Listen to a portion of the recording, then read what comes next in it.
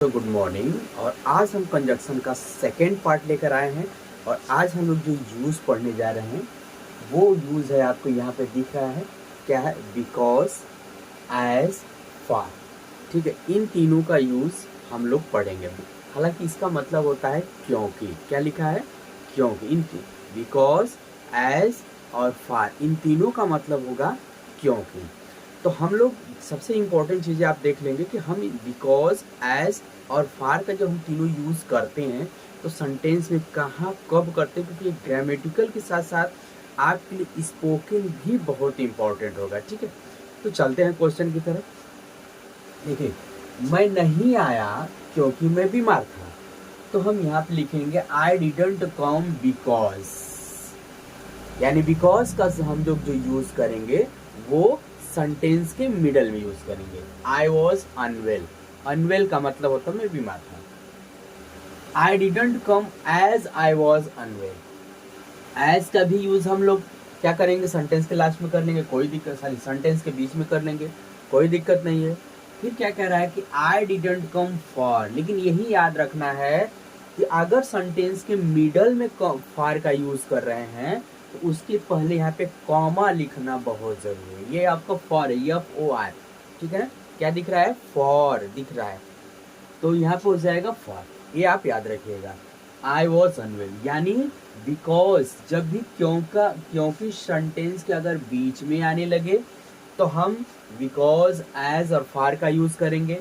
हालांकि दो सेंटेंस को जोड़ने में बिकॉज और एज का मतलब क्योंकि और फार का भी मतलब क्योंकि होता है। यहाँ तक क्लियर हो रहा है? बस इसके पहले कॉमा देंगे, आई वॉज अनवेल। यहाँ तक क्लियर हो गया।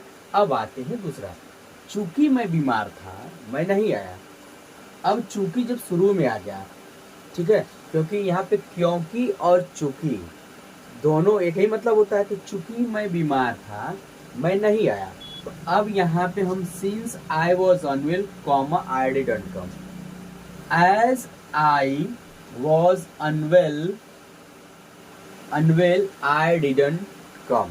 ठीक, और यहाँ आइए, for I was unwell I didn't come. अब इसमें क्या मिला, यानी इसमें बिकॉज का यूज दें। अगर क्योंकि या चूंकि शब्द पहले आ जाए तो यहाँ बिकॉज का यूज हम नहीं करेंगे। बिकॉज का यूज तब करेंगे हमेशा सेंटेंस के बीच में।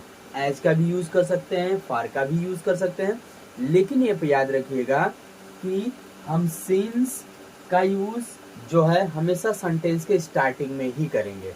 Since I was unwell I didn't come, चूंकि मैं बीमार था इसलिए मैं नहीं आया। अब यहाँ पे इस कॉमा का मतलब हो जाएगा इसलिए, चूंकि मैं बीमार था इसलिए नहीं आया। As I was unwell I didn't come, चूंकि मैं बीमार था इसलिए मैं नहीं आया। अगला है for I was unwell I didn't come, चूंकि मैं बीमार था इसलिए नहीं आया।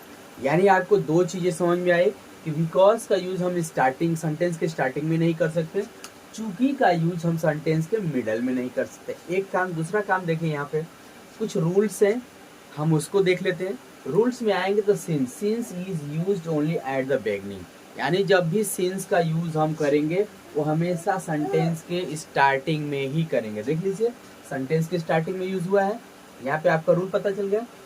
अब कह रहा है question, because is used in the middle, यानी बिकॉज का जो यूज होगा वो हमेशा मिडल में ही होगा। देख लीजिए, बिकॉज जहां भी आएगा वो हमेशा सेंटेंस के बीच में आएगा। ये हमारा ग्रामर का रूल कह रहा है। आगे देखते हैं, for always comma before for it used. हाँ, सुन रहे हैं आप, आपकी भी आवाज सुन रहे हैं।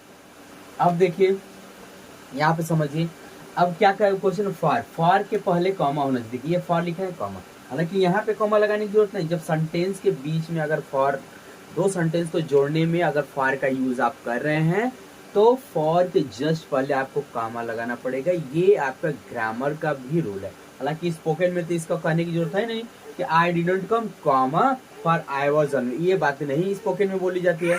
हालांकि स्पोकन में नहीं, लेकिन ग्रामर में इसको आप चेक करिएगा।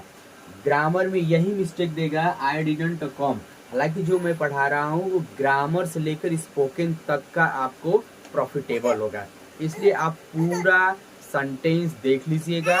हम जो रूल पढ़ रहे हैं वो एकदम कंपलसरी है।